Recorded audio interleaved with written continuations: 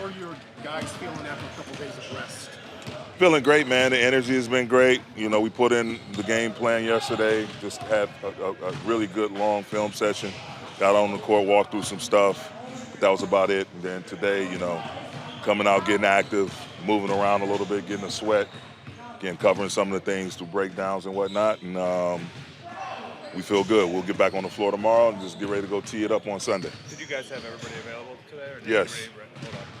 Except for Dennis. So we held Dennis out. With the foot, with the ankle? Just, precautionary, just to give him, a chance to get it treated and not get any extra pounding. Why did you guys decide to leave today? Just to get there early, man. It's an early game Sunday, 2 o'clock, which is noon our time here, West Coast, and with the time difference, just trying to get in there while it's still daylight. And, everybody, we didn't have all these specialists when I played, so nutrition, sleep habits, all of that goes into your performance now. So you guys would have landed, at like 6 p.m. Saturday night your time? No, we probably would have landed at 10 o'clock in the morning on game day. Coach, can you talk a little bit about the craziness of this new playoff format? I think it's great for the fans, and it's, it puts a lot of pressure on you to come out and perform. And as you saw, our game was hotly contested. You look at Chicago, Toronto, a lot of the games, Oklahoma City, New Orleans, it's awesome for the fans. But you just got to go out and take care of your business. I'm happy, being a fan first, all the way back to 79, 80. I think it's something new, obviously, but it brings a little bit of an NCAA tournament feel.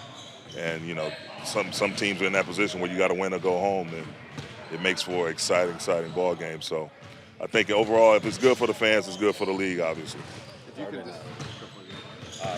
Memphis is 22nd in half-court scoring and 3rd in transition scoring. How important is your transition defense going to be? It's huge, man, because it's Ja gets a lot of that attention, but it's all of them. They got multiple guys that can start the break with a couple, 3 dribbles, and some of the guys can take it all away. But transition defense is going to be a huge key, defensively, in us trying to, get past this team. You're the game in Memphis shortly after LeBron hurt his foot, where I think Ja had 27 points in the 3rd quarter. Yeah. How much can you glean from that in your film study? And what's the biggest messages that you're trying to be able to compete with? Man, just to, just make Ja see bodies, without giving up too much. Just try to, that's any NBA game for that matter. And now with the stakes being even higher, and what he likes to do is live in the paint, attacking downhill repeatedly, constantly with force.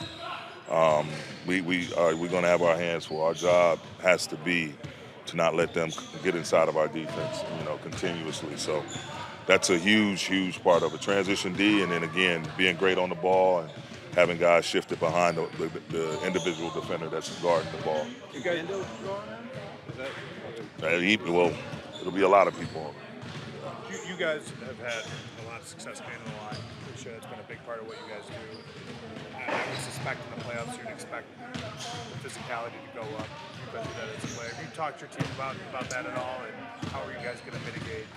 I talked to maybe getting 3 or 4 fewer points per game. It's we used to have this saying in Milwaukee, don't ask, don't beg, don't expect anything from officiating. And they have a job to do, and we have to do our jobs in spite of what we may disagree with, whether a whistle is blown or not blown. We have a job to do, so that's been my message to my team the entire season.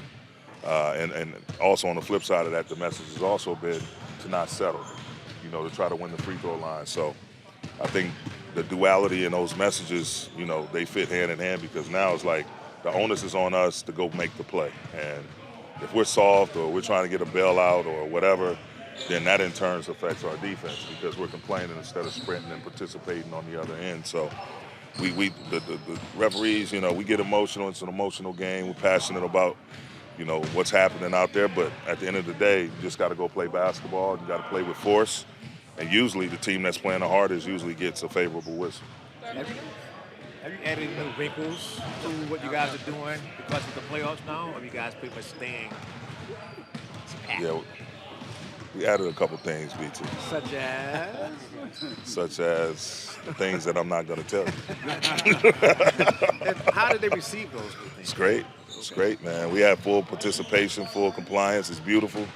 Our captains are very vocal, helping the young guys out. Everybody is just, if it's something that's not right, we're not just glossing over it. We're stopping the action like we did today in practice, stopping the film, make sure we all understand what we're trying to do and what being on the same page is and trying to achieve that. So it's been great, man. The dialogue, player to player, coach to coach, coach to player, player to coach. It's been unbelievable, as it should be for this time of the year. Darvin, I know the postseason isn't the first rodeo for you. Right. Obviously, you've been there as a player and as an assistant, but now in that head chair, has anything changed for you? Do you reach out to anyone? Not really, man.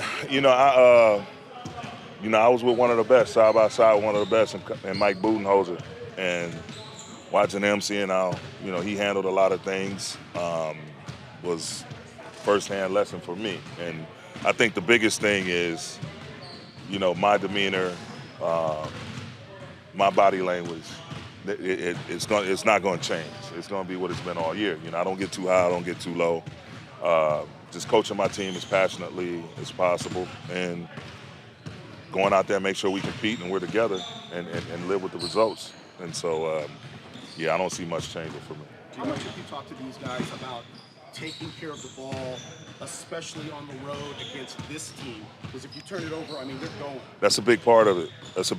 I mean, we turned the ball over in the regular season against this team. I can't remember exactly which game it was, but we didn't do ourselves any favors. So in order for us to defend like we need to do at the level we need to be at, the ball security is definitely right in the mix to be able to do that at the top of the list, actually.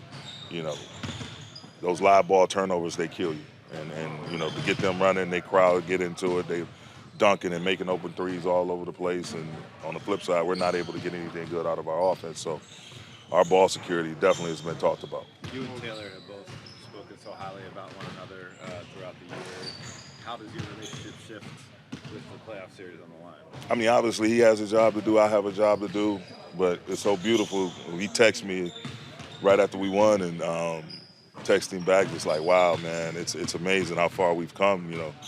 I go back with Taylor to the D-League days, even before the G, and Quinn, Taylor, Bud, myself, Kenny up in Golden State, all of us starting out in Atlanta in 2013-14, and those coaches meetings together, and to all be here in the mix in this postseason is just beautiful. God is great, and that's my brother for life, and we built a great, great relationship over the years. And our wives, they communicate, speak, hang out, same with us, and his beautiful family that I'm familiar with, he's familiar with mine, and it's been great. It's going to be fun, man. It sucks that somebody's going to have to lose in this matchup, but it won't affect our relationship. I love that kid.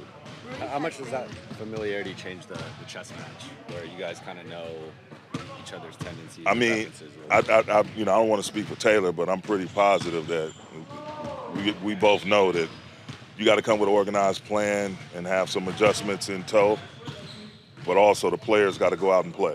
And that's the way we coached when we were together. That's the way the guy we worked for, Coach Bud, so guys got to do it. Either they will or they won't. And so we just got to make sure we're organized and we're alert and we're actively, trying to fix things as they appear and as we confront different issues if there are any, and they're going to be some, whether it's matchups, rotations, coverages, offensive looks, and where you're trying to get your scoring output from. All of that is going to be in place. So you just got to navigate it. That's why you have a coaching staff, and, along with yourself, and try to navigate it as best you can.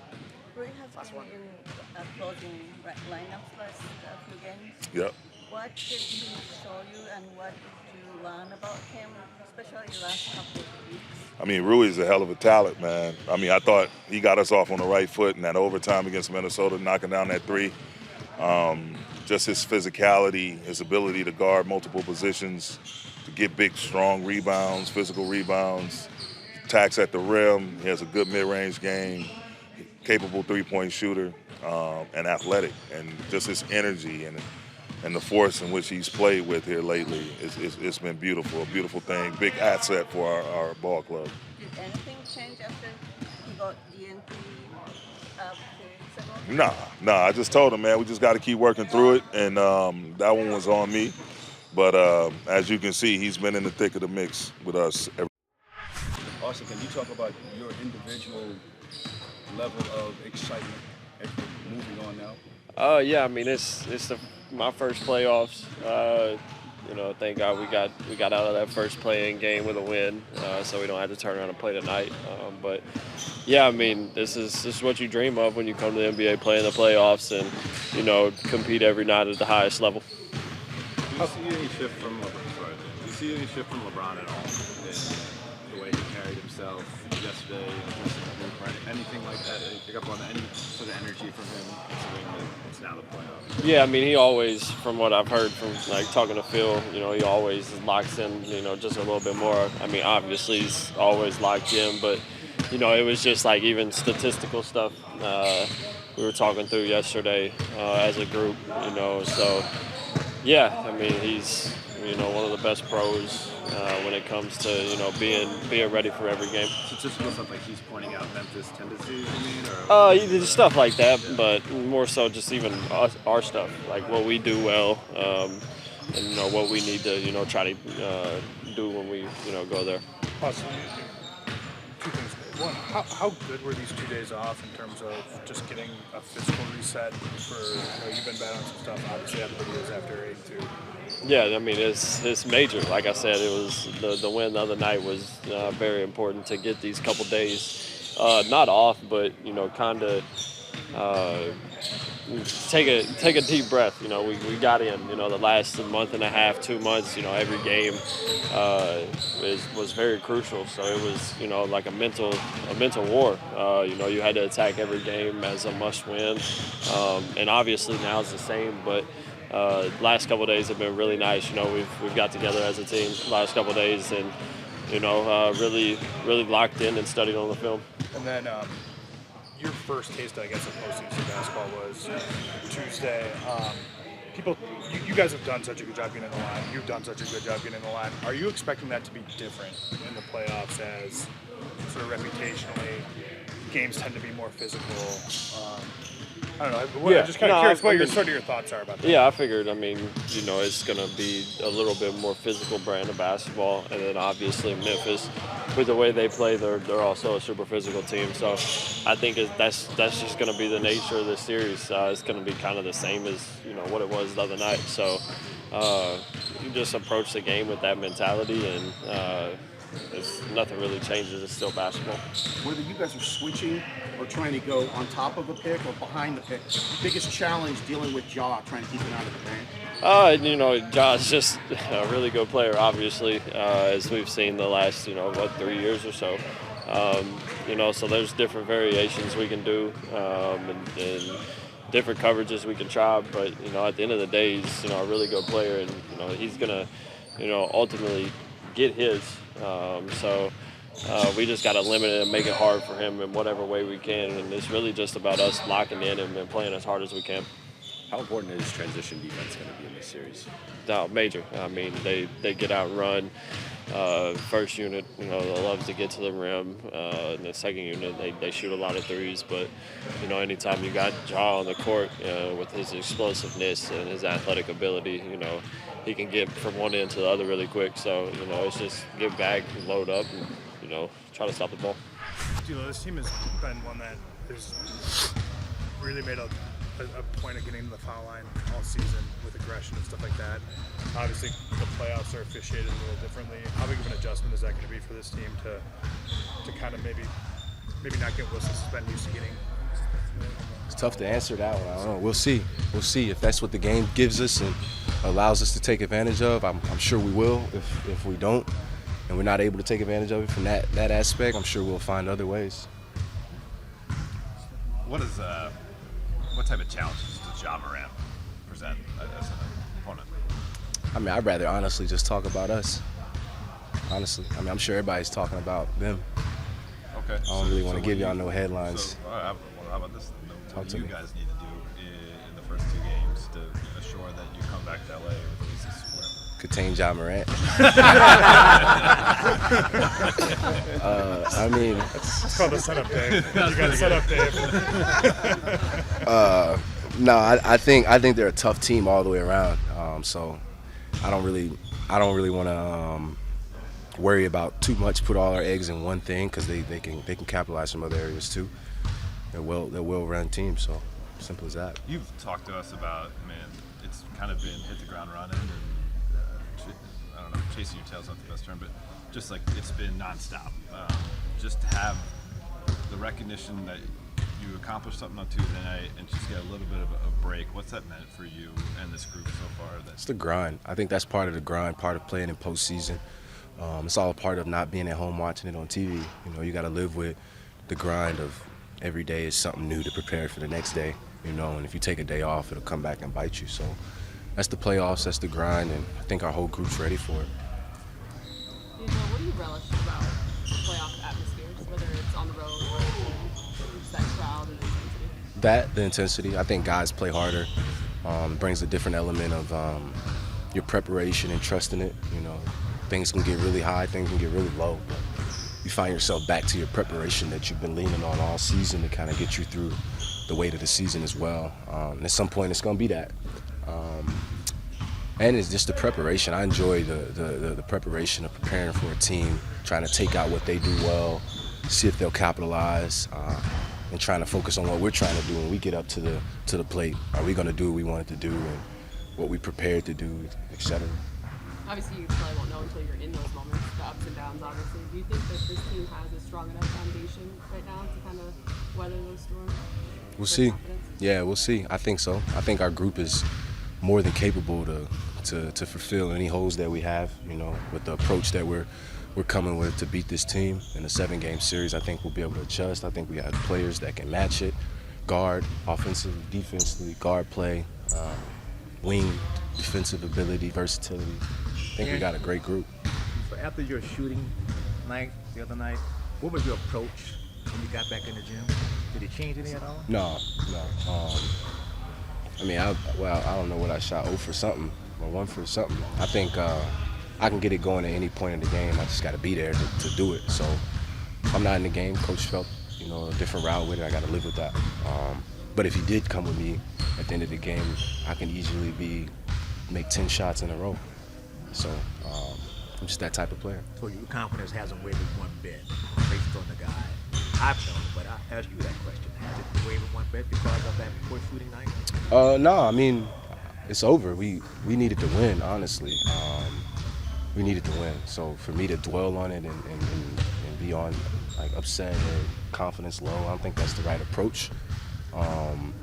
Definitely want to do anything and everything I can do to not be in that position in the future. Was that a process that you had to learn from like when you were here the first time to now? For sure.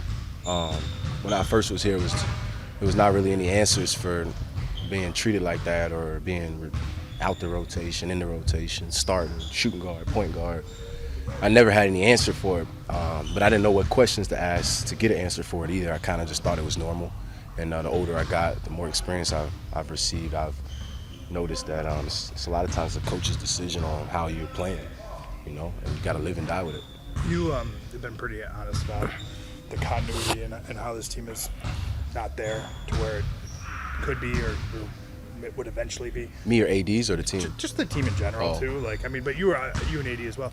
When you guys look back a little bit at Minnesota and saw those turnovers, were those turnovers of continuity or did you view them more as turnovers of maybe just exhaustion? I didn't look back on it, so I don't even remember them, to be honest. Did you guys not do that as a team at all, like any Minnesota, or is it mostly just I don't think it Memphis? was turnovers. I think it was more or less on what we kind of did in the preparation of the game. It's defensive coverage, offensive execution, things like that. I don't think turnovers was really a focus. So for me, looking back on it, I ain't looked back on that, honestly. I wanted to win. We got it. On to the next. The standings and the seeding say you guys are the underdogs. Do you feel like you're going up against a favorite, or how do you view the kind of the competitive scale of this series? I don't even honestly think like that. I mean, it's just you can't control it. Once you get to the playoffs, anything can happen. The beauty of the sport takes over, and that's the preparation, the making shots, the injuries, like all that matters, and it takes a takes its own part into your success as a team. So just being prepared for those moments, I think, allows you to lock in, you look up, and games will be over, series will be over, and we'll be moving on to the next if that's what it is. How important is transition defense going to be in this series? Huge. What are they in transition? Offense, maybe top 3, top 2nd. Yeah, huge. Lilo, how's it been for you? You talk about the preparation. Last 3 games this season, you averaged 18 points. Shot 52%. Why your voice sound familiar, bro? You switched culture? That's you? I knew I wasn't tripping, bro. Respect. You